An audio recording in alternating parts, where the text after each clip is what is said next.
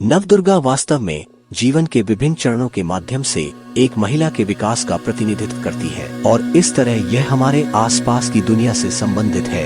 यह किसी अलग दुनिया में बैठी कोई अस्पष्ट देवी नहीं है। आप इसे अपने आस पास घटित होते हुए देख सकते हैं। इसलिए हम शैलपुत्री से शुरुआत करते हैं। वह देवी का प्रथम रूप है।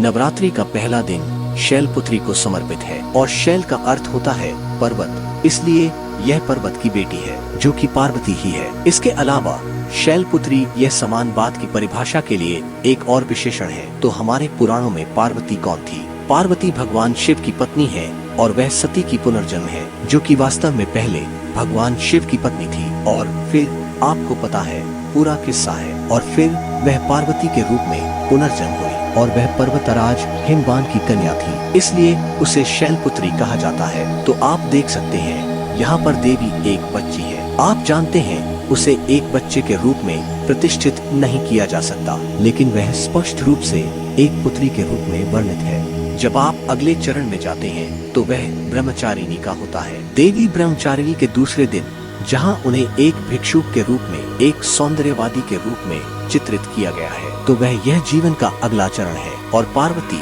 क्योंकि वह सती का पुनर्जन्म थी, वह शिव को फिर से अपने पति के रूप में प्राप्त करने की तीव्र इच्छा के साथ पैदा हुई थी और एक किशोरी के रूप में उसने गहरी तपस्या करके उस सपने को साकार करना या प्रकट करना शुरू कर दिया था और वह उस रूप में ब्रह्मचारी थी। तो वह वही है, किशोरी जो जानती है कि उसे जीवन में क्या चाहिए और वह इस दिशा में काम कर रही है। वह जीवन का अगला पड़ाव है। देवी का अगला स्वरूप तीसरे दिन माँ चंद्रघंटा है। यह विवाहित स्त्री, विवाहित पार्वती का रूप है जो रेखा पर बैठी है और उसके पास देवी दुर्गा के सभी हथियार हैं। तो कभी वह चतुर्भुजी होती है, कभी वह अष्टभुजी होती है।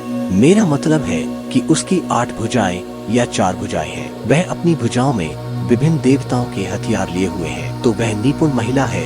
यह उसके जीवन का अगला चरण है और अगला स्वरूप है माँ कुष्मांडा का। फिर से बहुत समान चित्रण, लेकिन उसके पास मौजूद चीजों में एक बहुत ही सुंदर बदलाव है। हथियारों के अलावा उसके हाथ में शहद का बर्तन भी है, इसलिए शहद या कलश हिंदू धर्म में यह गर्भ का प्रतिनिधित्व करता है। इसलिए वह जीवन के अगले पड़ाव यानी मातृत्व की ओर बढ़ रही है। अगला स्वरूप स्कंद माता का है। स्कंद कार्तिकेय को संदर्भित करता है, जिससे वह स्कंद की माँ बन जाती है। वास्तव में एक भगवान की माँ। यह पहली बार है कि देवी को माँ के रूप में चित्रित किया गया है। कार्तिकेय युद्ध के देवता और शिव और पार्वती के पुत्र हैं। इस चित्रण में यह बहुत सुंदर है। वह अभी भी अपनी गोद में शिशु कार्तिकेय के साथ शेर पर बैठी हुई है, लेकिन उसकी बाहों या हाथों में कोई हथियार नहीं है। यह चित्रण पोषण पहलू पर जोर देता है। अब उसका ध्यान अपने बच्चे पर है, जो कि बच्चे के जन्म के समय एक सामान्य घटना है।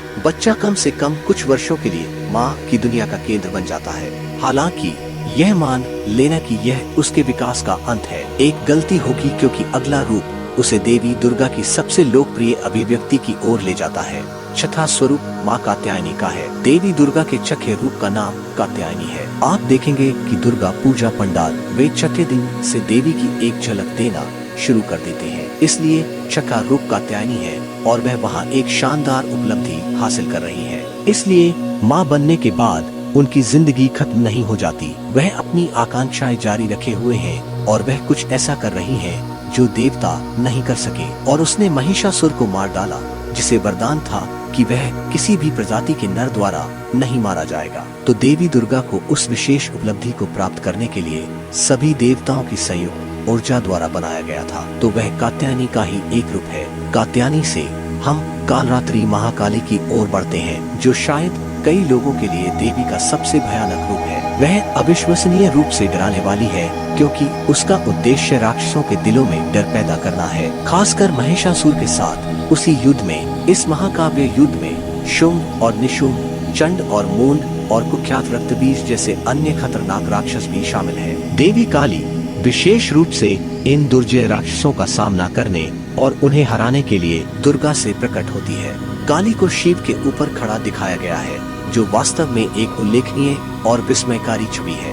काली निस्संदेह देवी के सबसे मनोरम पहलुओं में से एक है, जो एक स्वतंत्र महिला का प्रतीक है, जो न केवल गर्व और आत्मविश्वासी है, बल्कि दृढ़ता से नियंत्रण में है। शैलपुत्री ब्रह्मचारिणी और स्कंद माता जैसे विभिन्न रूपों के माध्यम से अपनी यात्रा के बाद प्रत्येक रूप उन्हें अलग अलग तरीकों से परिभाषित करता है। वह अंततः महागौरी के रूप को प्राप्त करती है।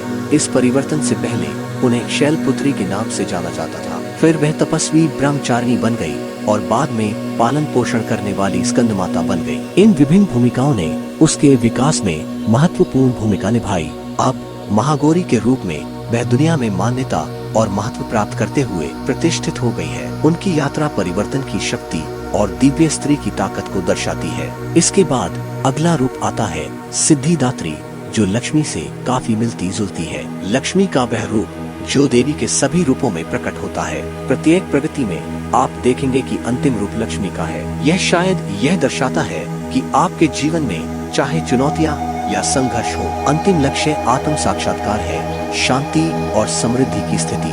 माँ सिद्धिदात्री को देवताओं, राक्षसों, ऋषियों और मानवों द्वारा पूजे जाने का चित्रण किया गया है। हर कोई उनके सामने झुकता है, उनके सार्वभौमिक महत्व और उनके प्रति आदर भाव पर जोर देता है।